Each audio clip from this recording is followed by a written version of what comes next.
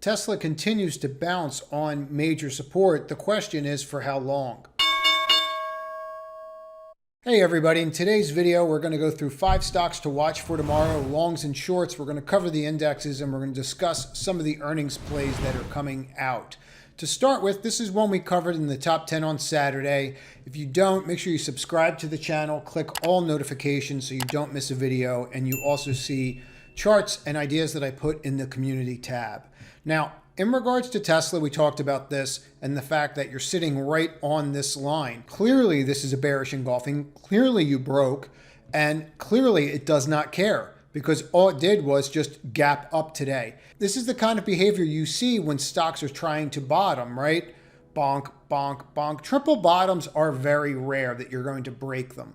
I forget what the percentage is, but it's just not likely. It means that you have the same buyer that's been sitting here now for about 6 months. Now, there are exceptions to this. We could be seeing this trade up because we have earnings coming out on Wednesday, and we're starting to see people wanting to cover ahead of that and then maybe put the short back on. You never know what he's going to say. I actually think it could be a tough conference call for him in regards to Twitter and how he's going to fund that versus his stock.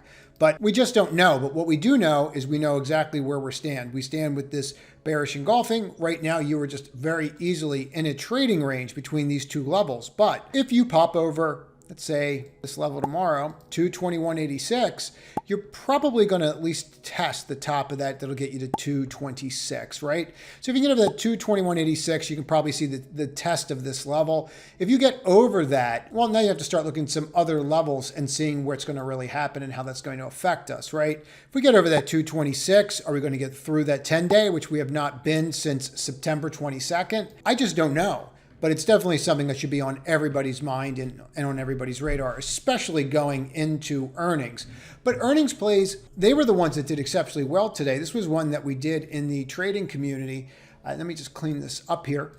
There will be a link to preview the trading community up here at the top right. I'll also link it at the end of the video. But see how you're bouncing here, right? So you've been in this trading range now for 6 months. Here's what's so fascinating to me about this. Now we're coming into a key event, right? If you don't know, now you know, we're coming into earnings that are coming out on Tuesday. Now, why is that important? Well, this was a dumpster fire of a quarter, and then we thought it couldn't get worse. This was a dumpster fire of a quarter, and then we thought it couldn't get worse, right? What is the major difference? Well, this one we sold down into the call, if you note, right? We sold down into the call. After the call, we sold down. What's happening this time? So people are positioning themselves differently. I'm going to give you my 2 cents on why I think they're positioning differently. One, I don't think anybody wants to be net short this going into this call. We don't know how many people you're going to lose on the subscriber side. We don't know if it's good or bad. We can have conjecture, but we just don't know, right? What do we know? We know they have a new ad model that's coming out. We know they're going to talk about their new ad model, and we know they're going to talk about the future, right? So if we know that this is what they're going to do, we're going to have to see these analysts model in this ad revenue some way as they get more details. If they put this in, it's going to increase earnings and earnings estimates and revenue estimates. It has to, because it's a new revenue stream. The question is, how much is it going to offset subscriber growth? We have no idea. It's a wild card. But if you look at this gap, you have a solid 70, 75, 80 point move here. So what we did today in the trading community, a couple things. I bought it and I'm basically holding it, and I married a put to it.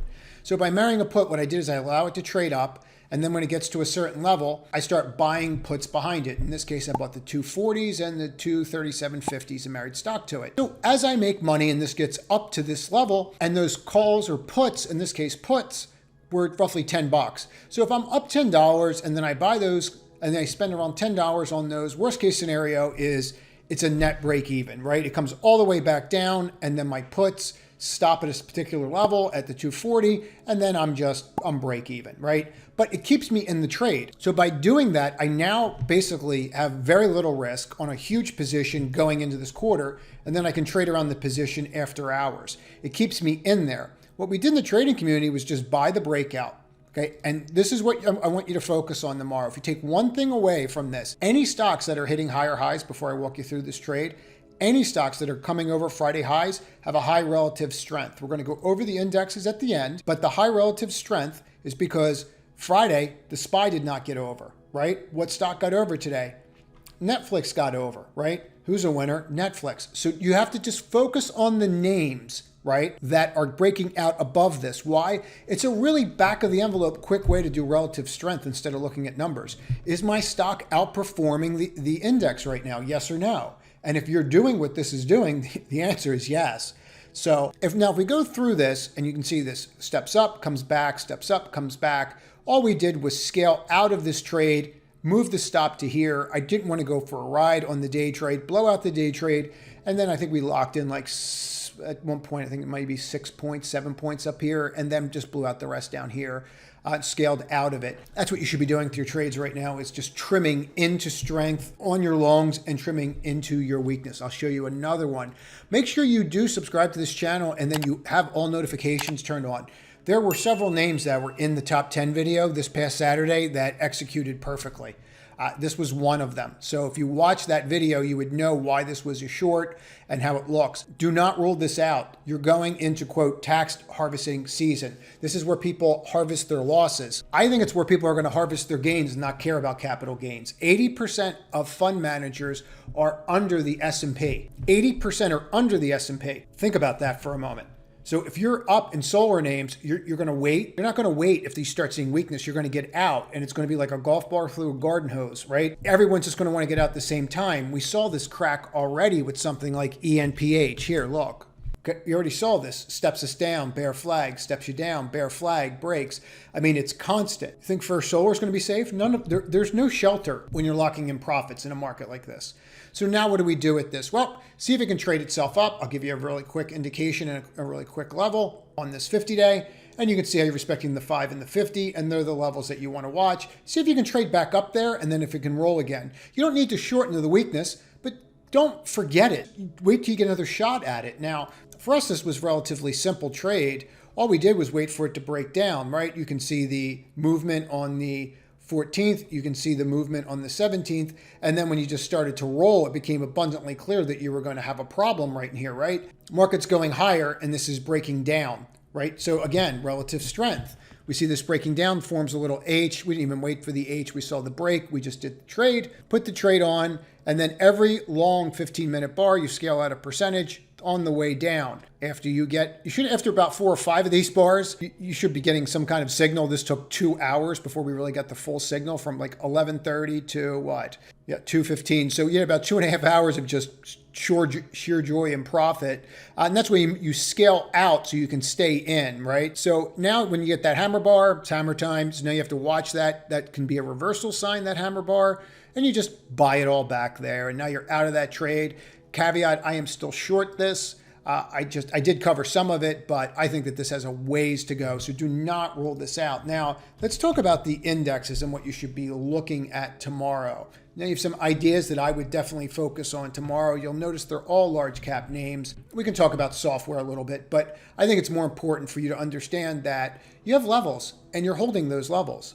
And as long as you're on these levels and holding them, like up here, this 362, you flipped again.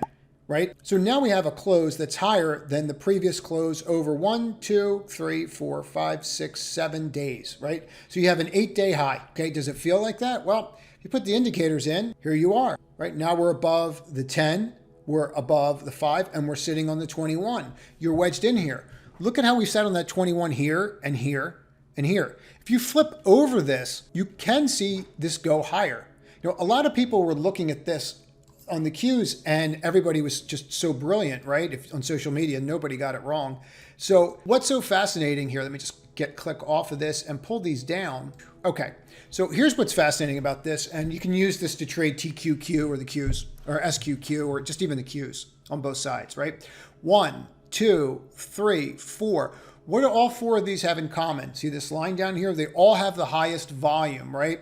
Now, besides having the highest volume, what else do they have in common? They were all economic events, okay? All of these were economic events. GDP, peak CPI, CPI, right? Focus on that, right? We're being driven by economic data. So now that we know this, we're setting up here. Is this going to be a bottom? We don't know, but they sure as heck made it very easy for us to watch this tomorrow, didn't they? With this little bar right here, that's all we have to do is watch how this plays out. If you make a higher high and flip this, you're probably going to go higher. Now, earnings can change that. Netflix Tuesday, Tesla Wednesday, they can both move the market. But if you understand where you're at and you understand why you're moving, anyone that thought you were going to go up and then come back down and then go back up again, nobody called that. There's no indicator that's going to tell you that. That's just chop and you're in a range. And you have to deal with it and learn how to trade that. What I would give you are two things. Number one, you want to watch the VIX. If the VIX is coming in, you want to watch this. Why? Because when the VIX drops down, equities have been going higher. Okay, this was your tell on Thursday. All right, and we didn't really pay that close attention to it because you figured eventually you were going to roll back down. We didn't. So when you start seeing these little nuances, you want to pay attention to it. Also, you're seeing buying in utilities and real estate despite hitting a 4% yield today, which means we're seeing stability in the bond market. They would not be buying any types of utilities or real estate if they were not seeing some stability. They just wouldn't be doing it. You can see that from here on, from October 7th to now to the 17th, you have stability, right? If you take a look at utilities, same thing. Not as much, but from the 11th on, you're roughly in the same range, okay? So if you start seeing stability in these sectors, it might mean that the bond market is stabilizing as well. If the bond market can stabilize and they can buy bonds to hedge their equities, the stock market will go higher. Okay, I want to listen to that again. So that's what I have for this evening. As always, if you are interested in the trading community, simply click on the link up here to preview it. Everyone have a great evening and trade to win.